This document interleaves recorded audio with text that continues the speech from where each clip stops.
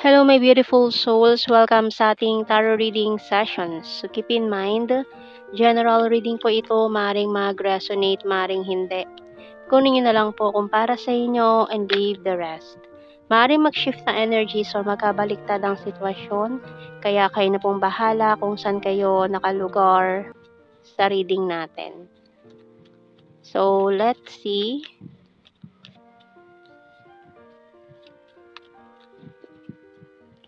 So, we have here the diamond. Diamonds in the sky. Ayan, this mask, tarot cards, snail, this dream catcher, and telephone. Ooh. So, maaaring napanaginipan mo itong taong ito. Ibig sabihin, iniisip ka niya. Gusto niya makipag-usap sa'yo to have this conversation or gusto niya tumawag. Ayan, so matagal siya nagtago behind this mask.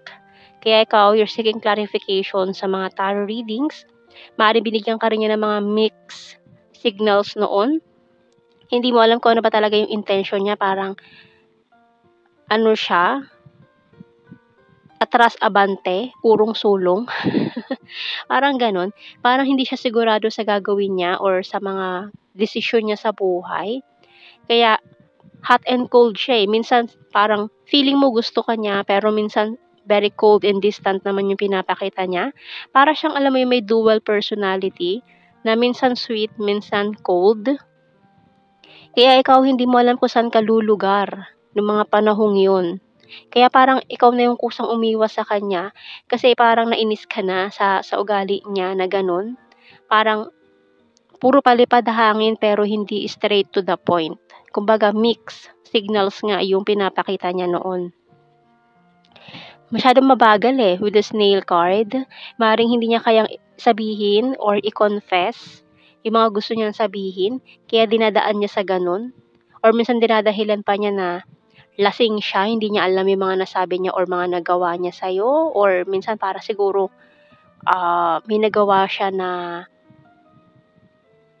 or for some of you, baka bigla ka niyang hinalikan or tapos bigla ka na lang niya iniwasan after nun.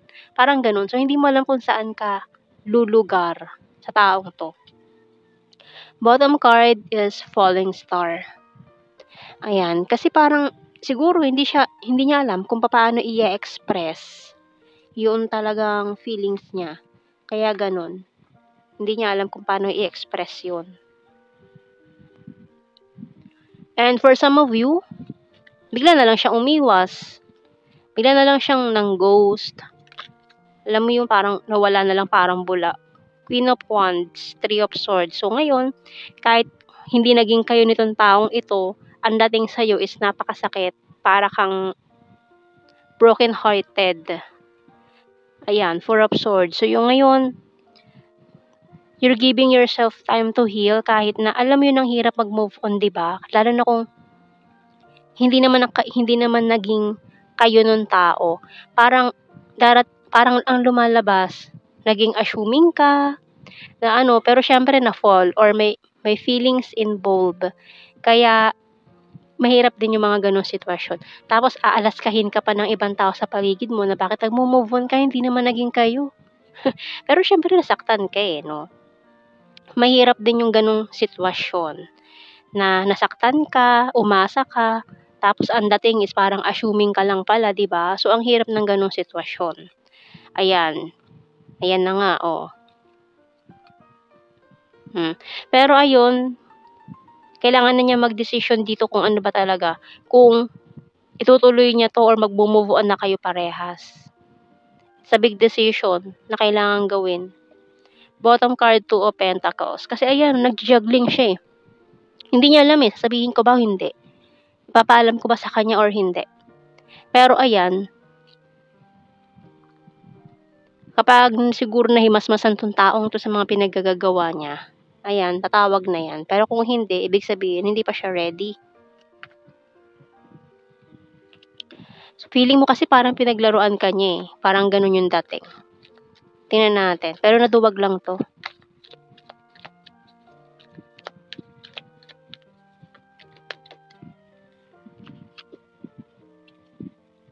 Naduwag siyang sabihin sa'yo. Yung mga gusto niyang sabihin noon. Kaya umiwas na lang yan. Crystal Clear Intentions by Archangel Michael. Be clear about what you desire and focus upon it with unwavering faith. Kasi ayun, hindi niya kayang sabihin eh. Kahit pa sabihin natin na maayos yung intention niya sa'yo, pero paano naman yung mangyayari kung hindi niya kayang sabihin, di ba? Paano mag-work out? Kung hindi niya kaya sabihin or ipaalam sa'yo yung nararamdaman niya, sa sarili na lang niya, ano yun? O di sarilinin mo na lang. Huwag mo na ipaalam, move on na lang parehas, di ba? Pero kung, ayan, nakapag-desisyon na siya, kasi kailangan niya pag-desisyon na malaking desisyon to. For the both of you. Kasi parehas kayo nahihirapan eh, parehas kayong nagsasuffer. You're so sweet and caring. So in love with you, pero hindi niya kayang sabihin. Business is business. I want commitment. Patiently waiting. Husband-wife material. I will fight for you and I'm moving forward. So, mas pinili niya na mag-move forward. Sorry, I'm wasted. So, maaaring drunk messages pa itong mangyayari dito. Kasi doon siya makakahugot ng lakas ng loob to confess their feelings for you. You were the best thing in my life. I bury myself in work to forget you. Diba? It was my fault but I blamed you. I wish I could take back my words. So may mga nasabi rin siya sa'yo na hindi maganda. Rejection siguro. Words of rejections, ganon. I know that I crossed the line with you. I'm not available. Oh, so nagkaroon pa ng third party situation. I know I was a distraction from your pain. I know I messed up everything. So, aminado naman siya, no? Nasabotahin niyo tong connection na to. The timing just wasn't right for us. So, hindi pa lang talaga siguro right time. Mga panahong yun.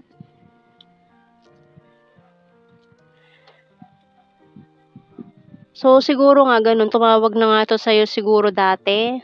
At sinabi niya sa'yo na, or maring kinumpronta mo na siya about dun sa mga sinabi niya. Pero, parang ang sinabi niya sa'yo is,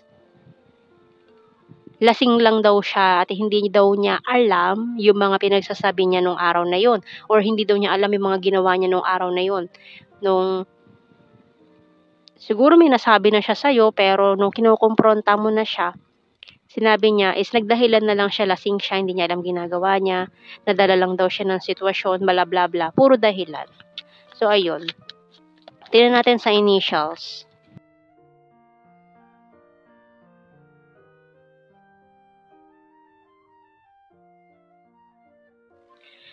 Ayan, so initials natin dito, XFJ, ST,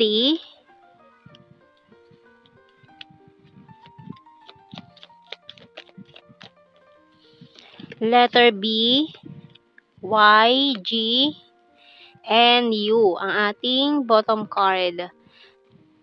So, tingnan natin sa ating blue card, we have here, addictions, chaser, and true love. Uy. Ayun. So, tingnan natin sa ating general signs and the messages.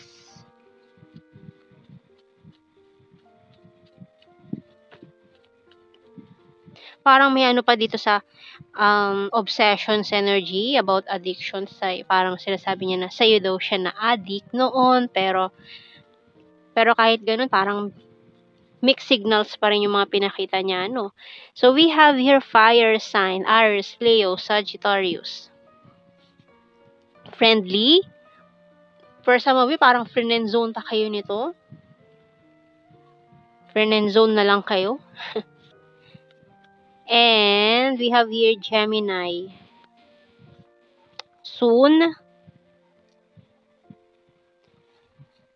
Athletic, Capricorn, number 2. 10.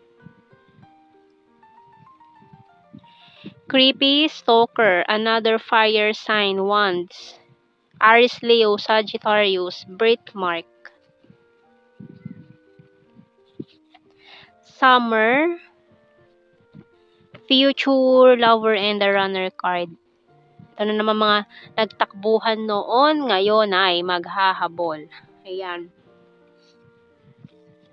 Sarcastic, confusing. Oo, nakaka-confuse talaga yung mga pinagagawa nitong taong to kasi mixed signals yung pinakita niya eh. 7 and overthinker. Kaya may mga tao nag-a-assume eh, 'di ba? Kasi may mga nagpapakita ng motibo pero hindi naman kayang panindigan. So yung isa is parang ang labas eh, naging assuming, no? Kaya yung may mga nagmo-move on na kahit hindi naman naging sila, nagmo-move on kasi feelings involved, nandun yung feelings, no? We have here logical, past person, Visayas, and high expectations. So, yan ang ating reading, my beautiful souls. Thank you for watching. Take care and God bless. See you in our next reading, guys. Bye-bye.